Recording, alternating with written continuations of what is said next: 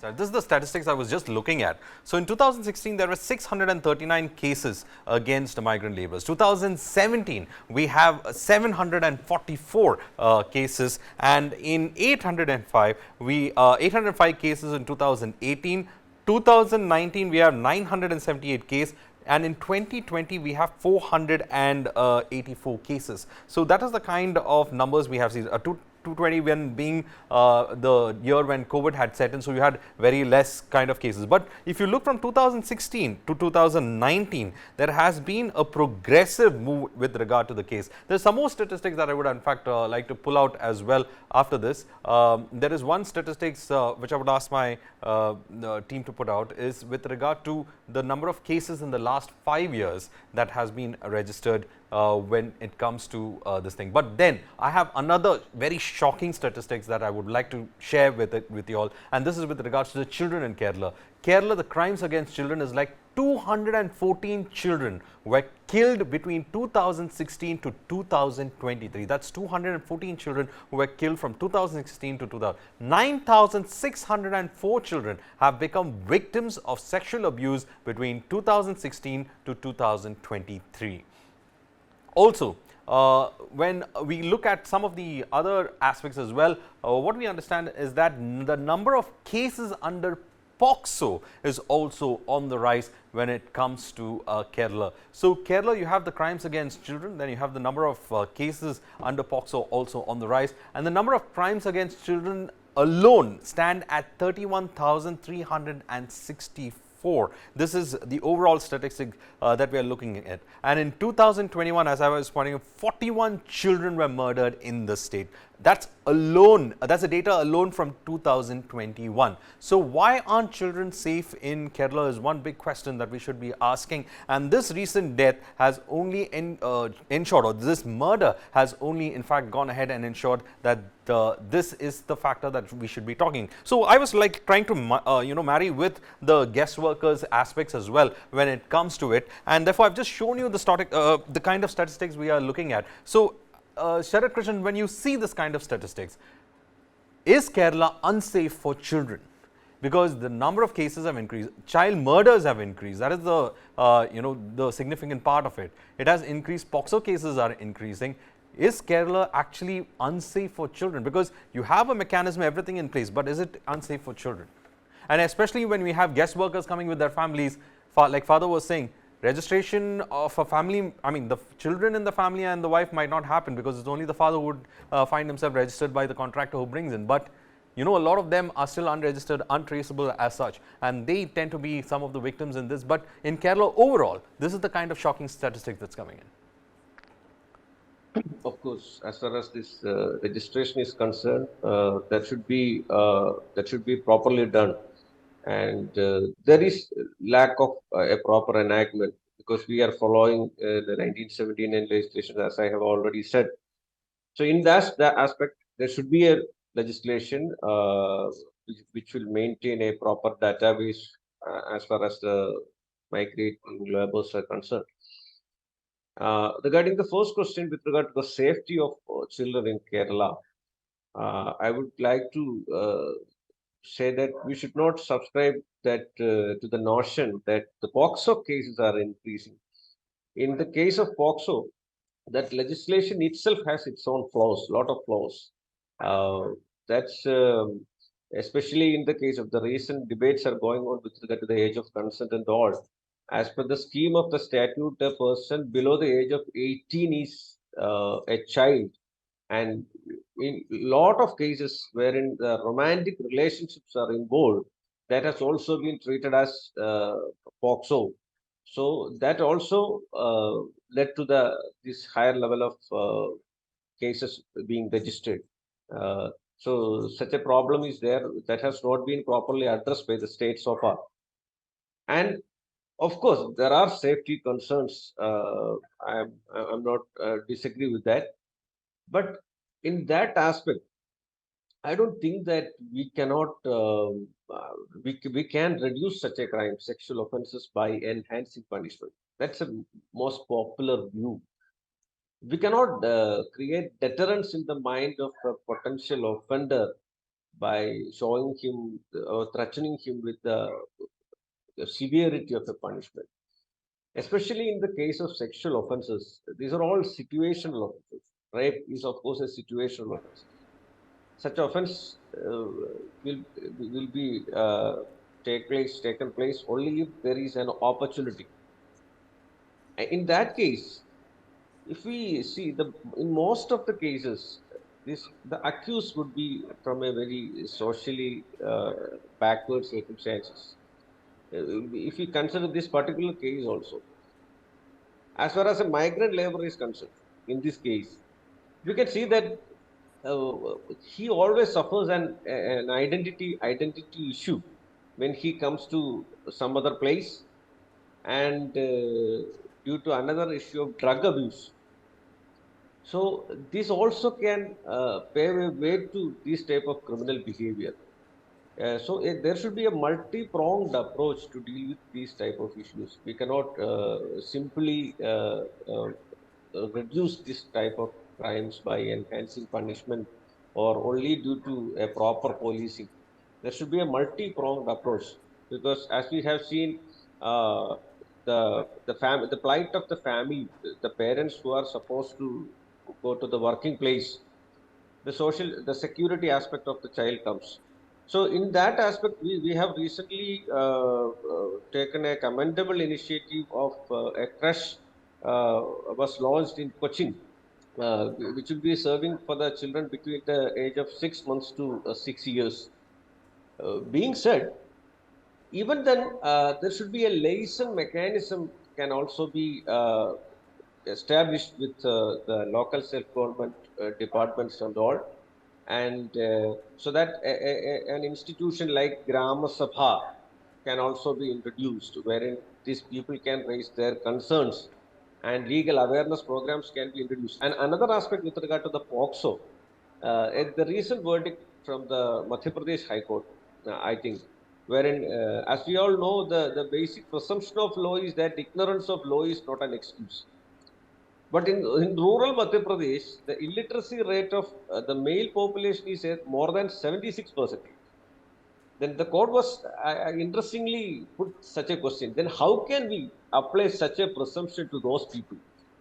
See, the people who are coming from this very low background, or But then, from most of Sarakarna, the for me, the shocking part is the children murdered.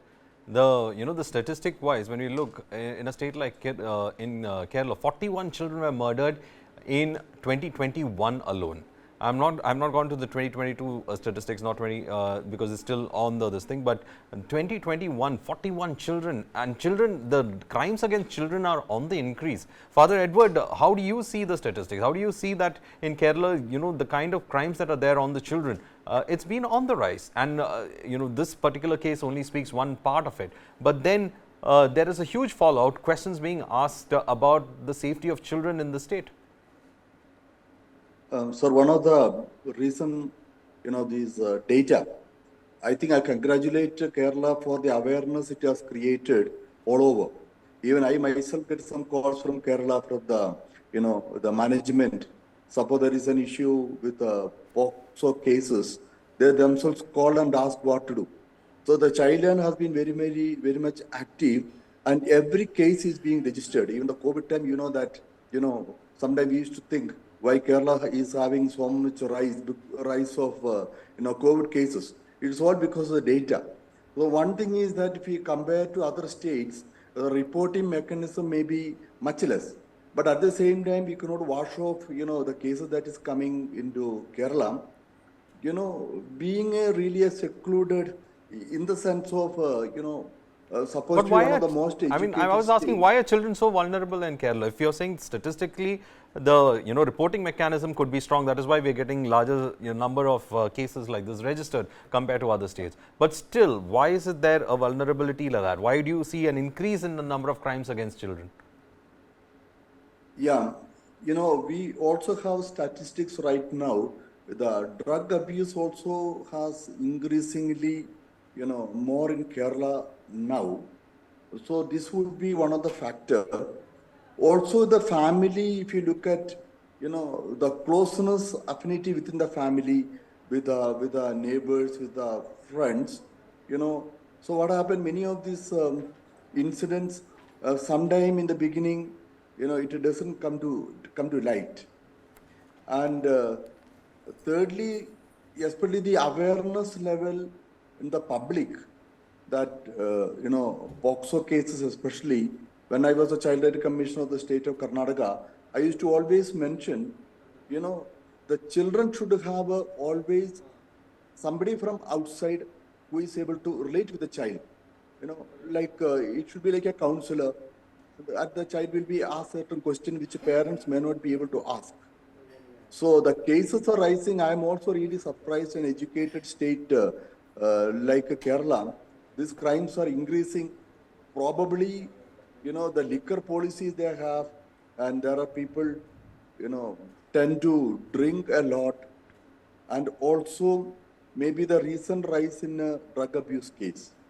And I feel that would be the reason behind this. Well, let me get Jisha. Jisha, my colleague, has been covering a lot of such cases as well. Jisha, is there a correlation with regard to rise in drug abuse and the crimes committed in the recent past? Is there a correlation? Because you've been, looking at cases on the ground. Do you see any kind of correlation?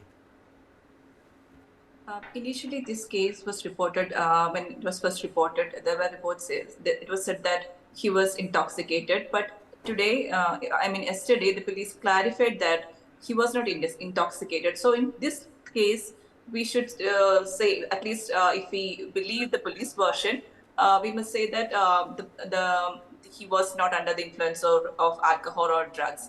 I don't know whether the use of drug is confirmed, but at least police are now saying that he was not under influence of any of these things, and his motive was sexual gratification.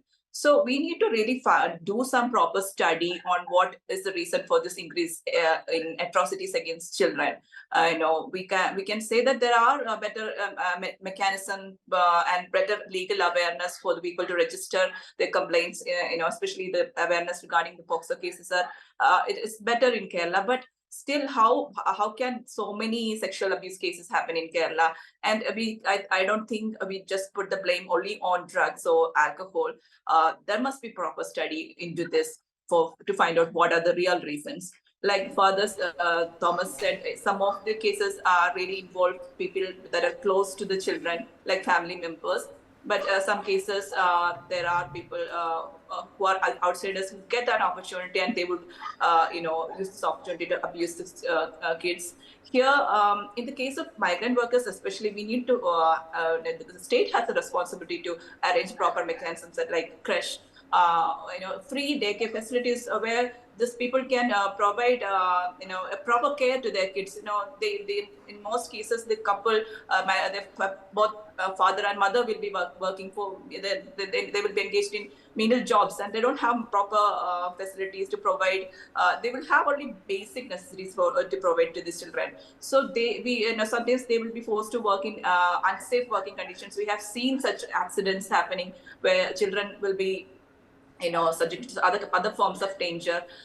So we have to, as a state which enjoys this, we as Kerala need this blue collar jobs. It is our own responsibility to provide a safe working environment for them, be it in the form of a proper residency and also the proper. In the case of kids, it's the state's responsibility to give proper safe and working environment, a safe environment for them. Also, in the case of drugs, yes, there are the issue of drug menace is increasing. Kerala is taking certain steps to prevent it. Even today, the Excise Department has launched raids in all the migrant laborer camps in Peribavur, Alaba, and other places where this community is staying together. So, and they have seized drugs and ganja and things like that. So, drug abuse is real, and its impact on the crime too is real.